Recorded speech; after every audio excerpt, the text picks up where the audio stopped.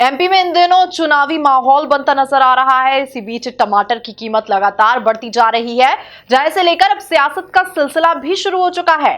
टमाटर की बढ़ती कीमतों का कोई खास असर विधानसभा चुनाव में देखने को मिलेगा या नहीं, इसी पर बात करने के लिए हमारे साथ जुड़े हैं बीजेपी नगर उपाध्यक्ष नारायण पटेल और कांग्रेस जिला अध्यक्ष सदाशिव यादव।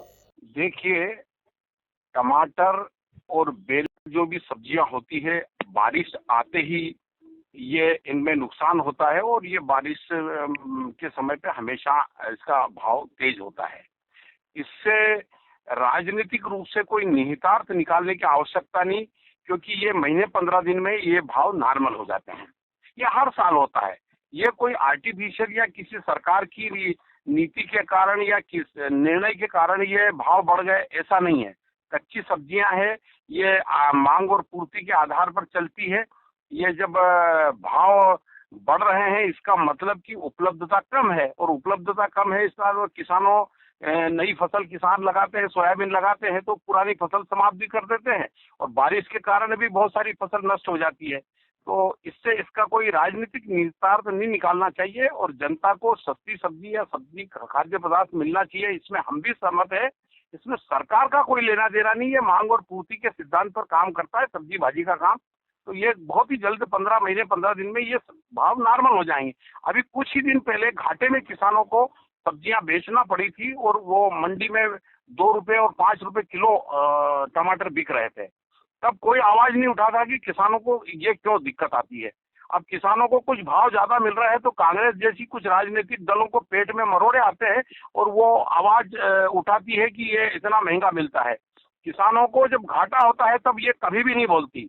मेरा ये निवेदन है कि इससे सरकार का कोई लेना देना नहीं, और इसको आम उपभोक्ता और मतदाता भी समझता है कि निश्चित रूप से इसमें सरकार का कोई निर्णय या नीति का कोई मामला नहीं बनता। इसलिए इससे राजनीतिक कोई नफा नुकसान होगा ऐसा मैं नहीं मानता, और आने वाले समय में बहुत शीघ्र ही ये भाव नॉर्मल हो जाएंगे।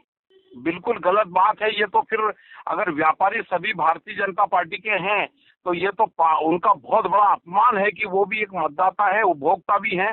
उनको उनके बारे में कांग्रेस की ऐसी अगर सोच है तो वो बहुत घृणित सोच है। व्यापारी वर्ग इसका जवाब चुनाव में कांग्रेस पार्टी को देगा, और उनका अपमान करने की सजा कांग्रेस को मिलेगी, ऐसा मेरा मानना है। इसमें इसका भंडारण नहीं होता। आलू होता है उसका भंडारण हो जाता है, लेकिन इसका टमाटर का भंडारण नहीं हो सकता, क्योंकि बिल्कुल कच्ची चीज और ताजा टूटता है और ताजा बिकता है, ये खराब भी हो जाता है।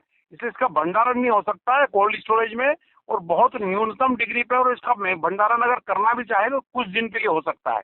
तो मेरा ये कहना है कि ये कच्ची चीजें हैं, ये भाव अप डाउन होता है। घाटे में भी किसानों ने बेचा है, तब ये कांग्रेस नहीं बोली थी किसानों की तरफ। ये अब उपभोक्ताओं को मिला। हमारा भी मानना है कि इतना महंगा नहीं होना चाहिए, ये सस्ता होना चाहिए, और 8-15 दिन में ये नॉर्मल हो जाएगा रेट, ऐसा हमारी आशा है। देखिए, बीजेपी जब आई है, जब सत्ता में आई है, जब किसानों की उपज का भाव नहीं मिला है, वो आप देख सकते हैं ऑथेंटिक है। प्याज भावांतर का पैसा अभी तक मिला है, और प्याज 2018-19 तक फेंकने के लिए मजबूर था। उसी तरीके से आलू भी किसान फेंकने को मजबूर था। किसान के जो वेयर हाउस कोल्ड स्टोर में जो आलू थे, उनका किराया भी उपज बेच के नहीं मिल रहा था। तो बीजेपी जब भी आती है, जब किसानों की कोई उपज का मूल्य नहीं मिलता है। उसी तरह के टमाटर की जो बात है, तो ये जो सब्जियां हैं, ये तो अब किसान से दूर हो गई है। अब ये इनको कोल्ड स्टोरों में रखकर व्यापारी पैसा कमा रहा है। व्यापारी जब चाहता है, बीजेपी सरकार में जब पैसा कमाता है, और वो बाजार में उसका कम कर देता है भेजना। उसी तरीके से किसान तो यूं भी बीजेपी में हमेशा लुटाया है और लुटाता आ रहा है, और निश्चित तौर से विधानसभा चुनाव में किसान रुष्ट है, उसका खमियाजा बीजेपी को भुगतना पड़ेगा। देखिए, एक आवश्यकता है, सब्जी मनुष्य के जीवन का एक आवश्यकता है। उस आवश्यकता की पूर्ति तो करेगा ना, वो तो खरीदेगा ना। आम उपभोक्ता हुआ, चाहे वो शहरी हुआ, किसान हुआ, कोई भी। क्योंकि आज एक ऐसी सब्जी है जो टमाटर की सभी उसमें लगता है, चाहे वो सलाद हो या सब्जी हो या ब्याह शादी हो, सब में लगता है।